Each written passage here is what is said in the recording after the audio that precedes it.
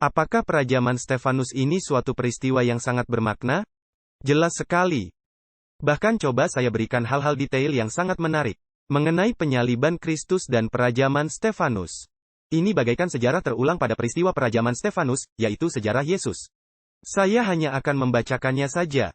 Anda sudah memiliki catatan itu di selebaran yang dibagikan. Baik Yesus maupun Stefanus dibawa ke hadapan Sanhedrin Yahudi untuk dihakimi.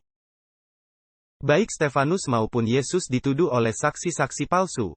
Anda bisa baca ini di Kisah Para Rasul pasal 6 dan 7. Baik Yesus dan Stefanus meninjau kembali sejarah Israel. Ingat perumpamaan kebun anggur yang kita pelajari kemarin pagi? Mereka sama-sama mengulas kembali sejarah Israel. Dan berbicara mengenai Tuhan mengirim utusan-utusannya ke Israel. Dan mengakhiri pembicaraan mereka dengan menyebut kedatangan Anak Allah. Mereka sama-sama dikhianati oleh uang suap. Mereka sama-sama dituduh mengajarkan ajaran bertentangan dengan Musa dan Bait Suci. Mereka sama-sama, Alkitab katakan, dituduh oleh pemuka-pemuka Yahudi menutup telinga terhadap nalar dan akal sehat. Mereka sama-sama berdoa agar Tuhan mengampuni dosa orang-orang yang menindasnya. Mereka sama-sama dibawa dan dibunuh di luar kota. Alkitab mengatakan bahwa mereka sama-sama tidak bersalah. Alkitab mengatakan bahwa wajah Stefanus seperti wajah malaikat. Pilatus berkata, "Aku tidak mendapati kesalahan apapun padanya." Dan mereka sama-sama disesah oleh kerumunan orang yang membunuh mereka. Bukankah ini paralel yang menarik antara kematian Yesus Kristus dan kematian Stefanus? Jelas sekali. Bahkan Stefanus mengulangi sejarah Yesus. Apakah ada perubahan dalam roh dan hati dari para pemimpin Yahudi? Yaitu Sanhedrin Yahudi ketika Stefanus dirajam? Sama sekali tidak. Walaupun ini sudah 3,5 tahun setelah penyaliban Kristus. Tetapi tidak ada perubahan hati sama sekali. Nah, Anda ingat yang kita telah baca di Daniel 9 ayat 24.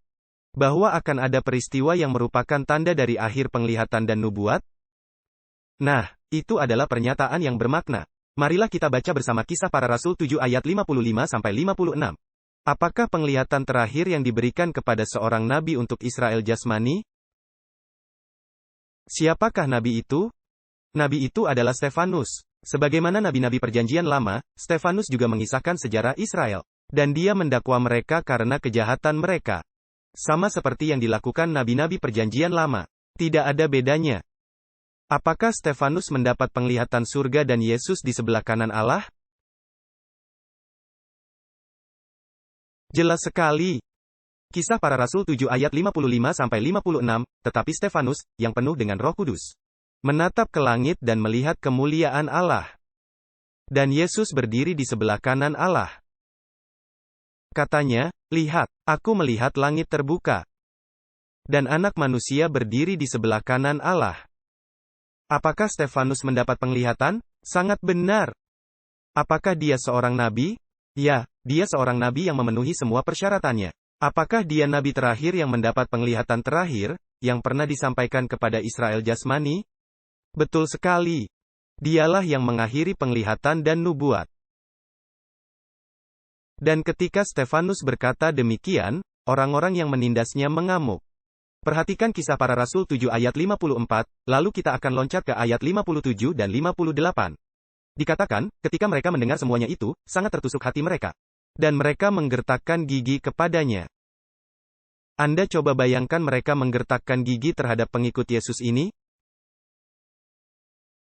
Lalu ayat 57 berkata, "Maka berteriak-teriaklah mereka dan sambil menutup telinga. Serentak menyerbu dia, mereka menyeret dia keluar kota."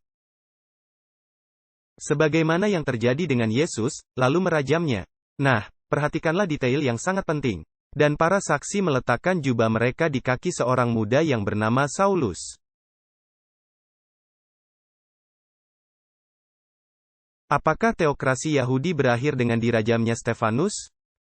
Jelas sekali. Mereka membuktikan bahwa nasib mereka sudah tidak bisa diubah lagi. Tapi saya ingin Anda perhatikan sesuatu yang sangat menarik. Dengan berakhirnya teokrasi Yahudi ini. Sebab dengan berbagai alasan, mengapakah Tuhan memilih Israel? Dia memilih Israel untuk menyiapkan jalan bagi siapa? Untuk kedatangan Mesias. Agar dunia bisa siap untuk seorang Mesias. Apakah Israel memenuhi rencana Tuhan?